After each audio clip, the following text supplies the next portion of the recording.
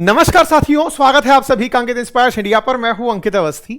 ये एक हवाई जहाज है, उड़ता हुआ देख रहे हैं आप। ये अमेरिकी ग्लोब मास्टर है। ये वो जहाज है जिसके अंदर बहुत सारे सैनिकों को ले जाया जा सकता है। 80,000 किलो तक का सामान इसके अंदर लाद कर भेजा जा सकता है। छोटी सी जगह से उड़ने के लिए और बहुत ही डिफिकल्ट टेरेन में लैंड करने के लिए इसे जाना भी जाता है।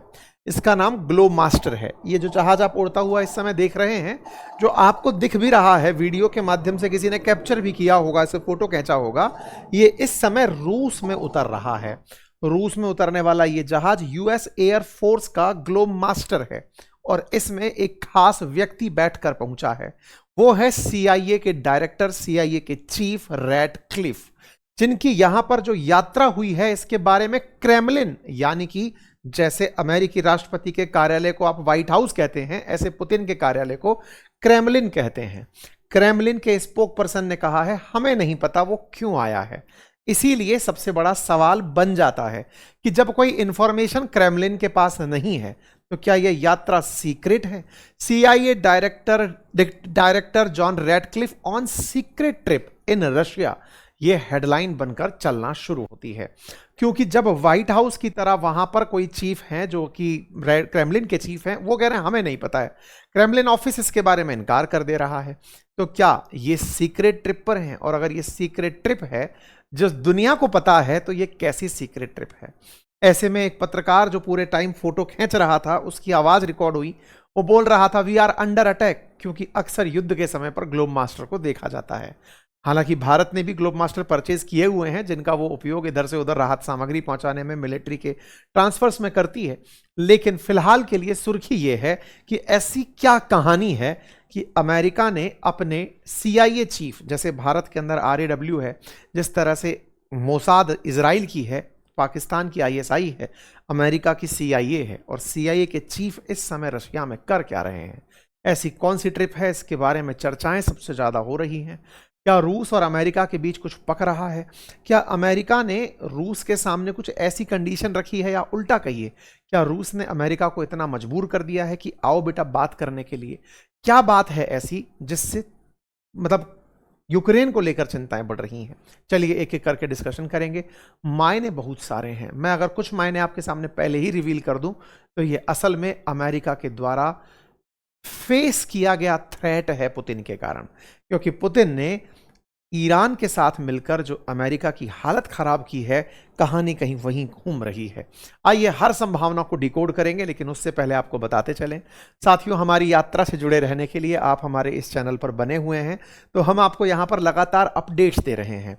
अपडेट्स हमारी 30 दिवसीय जो यात्रा है वो अंकित अवस्थी व्लॉग्स के ऊपर है, जिसके ऊपर हमने कल हमारी जब बिहार जो यात्रा हुई उसका आपके सामने व्लॉग साझा किया है। हम जहां जहां गए वो दर्शन आपको भी हमने यहाँ कराए हैं। हमने जो यहाँ पर सीखा वो आप लोगों को या तो हमने अपने चैनल्स पर, जैसे हमने आपके सामने एक इंटरव्यू साझा किया था मिथिलेश महाराज जी का, अगर आपने वो नहीं सुना है तो सुनिए। इसकी कुछ क्लिप्स भी मैं रेगुलर करके डाल रहा हूं, आप उन्हें भी सुन सकते हैं। आपके सामने कंटेंट ये बीच में अध्यात्म का आ रहा है, कैसा लग रहा है जरूर कमेंट बॉक्स में बताइए।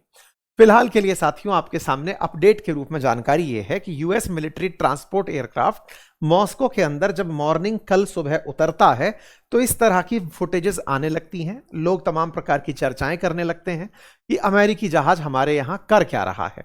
अमेरिकी जहाज आया कहां से? तो आंसर आया कि साहब ये लातविया से निकला था। लातविया में राजधानी रीगा से उड़ा और मॉस्को पहुंचा था।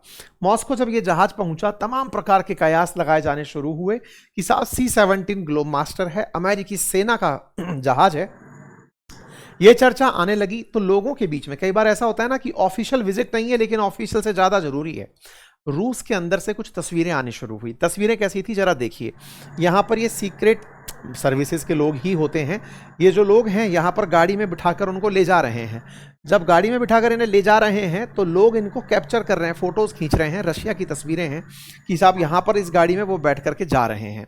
तस्वीरों में कुछ ऐसे वीडियोस भी बाहर निकल कर आए जब रशिया के ही लोगों ने रुक करके सीक्रेट सर्विसेज की जाती हुई गाड़ियों को कयास लगा करके कि इसके अंदर ही बैठकर रैटक्लिफ जा रहे हैं। तो कुल मिलाकर रशिया में रैटक्लिफ पहुंच चुके हैं।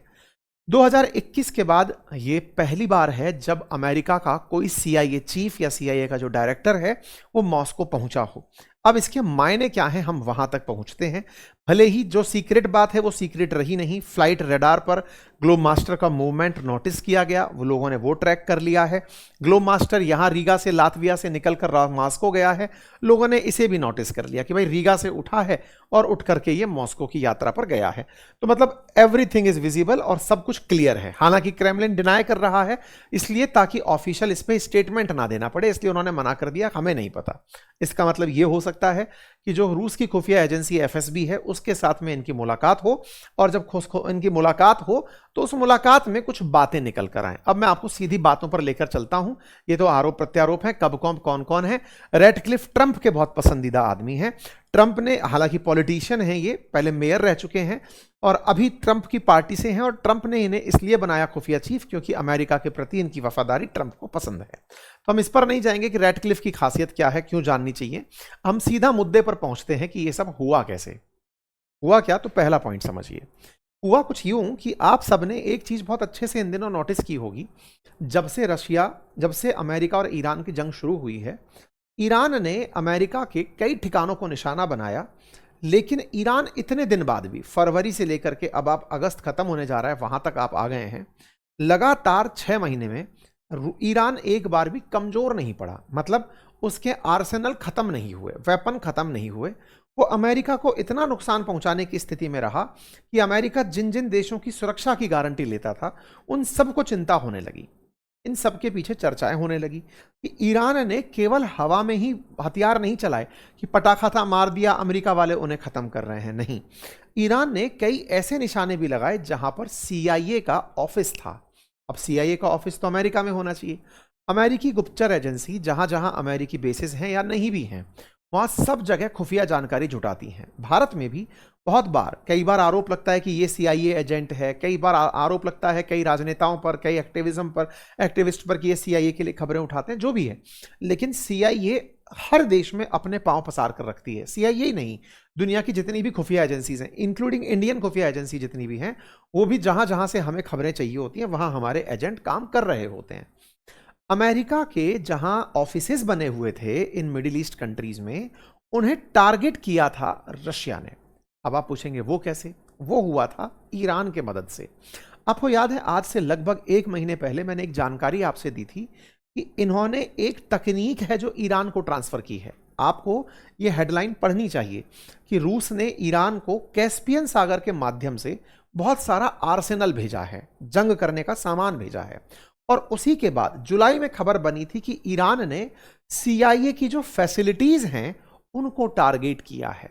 जब अमेरिका को यह पता चला कि CIA के जहां जहां पर अड्डे हैं उन पर ईरान के हमले हो रहे हैं। असल में क्या होता है कि गुप्तचर एजेंसीज इतनी गुप्त रहती हैं कि उन्हें केवल गुप्तचर एजेंसी वाले ही जानते हैं कि यहां पर ये लोग रहते हैं, अन्यथा किसी और को साधारण रूप से नहीं पता होता कि यहां पर CIA वाले रह रहे हैं। ठीक है, गुप्त एजेंसी का मतलब यही हुआ। लेकिन जब अमेरिका ने ईरान के हमले CIA के ऑफिसेज पर देखे तो चर्चा होने लगी कि इन्हें खुफिया जानकारी दी किसने। तब नाम रूस का निकल कर आया था। इस पर मैंने एक जानकारी आपको साझा की थी और बताया था कि रूस ने अपनी कॉमेटा M नाम की एक तकनीक है जो कि ईरान को दी है, और ईरान ने उसी से ही अमेरिकी खुफिया ठिकानों को उड़ाया है। मैंने आपको बताया था कि कॉमेटा M तकनीक वो तकनीक है जो कि ईरान के शहीद ड्रोन में फिट हुई, जिससे आपको GPS सिग्नल पाने में, और तो और रडार जब आपके लिए जैमर लगाएगा तो जैमर की स्थिति में, किसी भी स्थिति में कॉमेटा M को आप बाईपास नहीं कर सकते। कॉमेटा M तमाम प्रकार के जैमर्स को पार करते हुए नेविगेशन का सिस्टम बन गया। और कॉमेटा M तकनीक ने ईरान के उन शहीद ड्रोन्स में बहुत तगड़ा रोल प्ले किया कि आपको लास्ट मोमेंट तक CIA के मुख्यालय के ऊपर या CIA के ऑफिसेज के ऊपर गिरने में कोई नहीं रोक पाया। यही हुआ, इसी के चलते तमाम प्रकार की जांच बैठी। आप सोचिए कि अमेरिका ने कल ही अपनी तरफ से एक ऑपरेशन लॉन्च किया है जिसका नाम है ऑपरेशन इकोनॉमिक आउटकास्ट। ये ऑपरेशन क्या है? ईरान की जितनी भी इकोनॉमिक कंडीशंस, इकोनॉमिक कनेक्शंस हैं, चाहे तेल बेच करके हो, चाहे कुछ भी खरीदारी कहीं से भी दुनिया की होती हो, उन सबको ध्यान में रखते हुए ईरान पर और कड़े प्रतिबंध लगाने की तैयारी। इतने कड़े प्रतिबंध कि ईरान की जो करेंसी रियाल है वो बुरी तरह गिर गई। कितनी गिर गई? 20 लाख रियाल $1 के बराबर हो गया। इसके बावजूद भी ईरान खड़ा हुआ है। इसके बावजूद भी ईरान इतना मजबूती से खड़ा हुआ है कि अमेरिका उसका कुछ नहीं बिगाड़ पा रहा है। ऐसे में ईरान का इतना जबरदस्त तरीके से खड़े रहना बिना किसी पीछे खड़ी ताकत के संभव नहीं है। वो ताकत रशिया है। और पुतिन ने यह सब किया इसलिए क्योंकि अमेरिका ने यूक्रेन में जो मदद करी थी, उस मदद के चलते यूक्रेन भी डटकर खड़ा हुआ है रशिया के सामने। उससे इंसल्ट जिस तरह से रूस को मिली यूक्रेन के इतने दिन तक युद्ध में खड़े रहने से, अब पुतिन चाहते हैं कि यह युद्ध खत्म ही ना हो। ईरान और अमेरिका के बीच ये जंग चलती ही रहे ताकि दुनिया को यह समझ में आए कि 2 दिन के लिए युद्ध सोचकर आए हुए ट्रंप को 6 महीने तक तो ईरान ने उलझा कर रख लिया। अमेरिका पहले भी बदनाम अफगानिस्तान के कारण रहा था, लेकिन ट्रंप ने जिस तरह से वेनेजुएला के मादुरो को उठाया, उससे लोगों में बना कि खमनेई को खत्म करके ये तुरंत ईरान में भी सत्ता परिवर्तन कर देंगे। लेकिन इस बार जाल में रूस ने फंसा लिया, और जब रूस ने इन्हें फंसा लिया तो ये युद्ध खिंचता चला जा रहा है।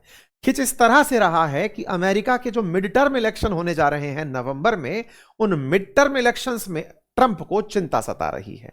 चिंता केवल इस बात की कि भैया इससे बाहर कैसे निकलें, क्योंकि पुतिन फंसा चुके हैं। बाहर निकल जाएंगे तो ट्रंप मिड टर्म इलेक्शन जीत सकते हैं, लेकिन पुतिन ने उनको वहां फंसा लिया है। एक तरफ CIA की खुफिया जानकारी, दूसरी तरफ ईरान का हथियार ना डालना। इन सब पर जब इन्हें फंसाया गया तो आपने रैटक्लिफ की यात्रा देखी। रैटक्लिफ क्यों गए हैं, अब उसके पीछे की कहानी को और डिकोड करते हैं। कुछ दिनों पहले ही आपने सुना होगा कि ट्रंप ने यूक्रेन से प्रॉमिस किया था कि मैं आपको पैट्रियट मिसाइल बनाने की तकनीक दूंगा, लेकिन जैसे ही रूस का दबाव पड़ने लगा, वो तकनीक को लेकर नॉट श्योर वाली न्यूज चलने लगी। ट्रंप ने खुद ही अपनी बात से किनारा कर लिया। ये पैट्रियट डिफेंस सिस्टम था क्या? रूस के जितने भी हमले यूक्रेन पर होते हैं, उन्हें खत्म करने के लिए पैट्रियट डिफेंस सिस्टम अमेरिका ने यूक्रेन को दिया हुआ है, और यूक्रेन उन्हें खुद बनाना चाहता था, अमेरिका से तकनीक ही चाहता था। लेकिन ट्रंप ने शुरुआत में हां करके जो दोबारा पलटी मारी, उसमें फिर से पुतिन का ही रोल पता चल रहा है। तो कुल मिलाकर के जहां एक तरफ यूक्रेन के पीछे अमेरिका खड़ा होकर रूस को चुनौती दे रहा है, वहीं दूसरी तरफ अब रूस ईरान के पीछे खड़े होकर के अमेरिका को धता बता रहा है। इसी में CIA चीफ की यह यात्रा हो रही है। एक और कारण भी बताया जा रहा है। कहते हैं कि CIA चीफ कई बार बैकडोर कुछ ऐसे सेटलमेंट कराते हैं जिससे बड़े बड़े कैदियों का एक्सचेंज होता है। जैसे समझौते, जैसे पिछली बार की बात है, इवान गर्शविक पत्रकार थे, एक मरीन पॉल होलर जो थे वो भी एक पत्रकार थे। इन सभी लोगों की जो रिहाई थी वो CIA के द्वारा ही कराई गई थी। CIA और वहां की FSB मिलकर बैकडोर से जो बंधक हैं उनकी एक्सचेंज करते हैं कि बड़ा कोई अपराधी वहां पकड़ा गया है तो अमेरिका उसको उधर भेजेगा, रूस वाले उसको उधर भेजेंगे। आपस में एक ऐसी चर्चा होती है जिसे पब्लिक में नहीं लाया जाता, ये पीछे से ही कर लेते हैं। इसको प्रिजनर स्वैप कहते हैं। इस काम में भी CIA बड़ा रोल प्ले करता है।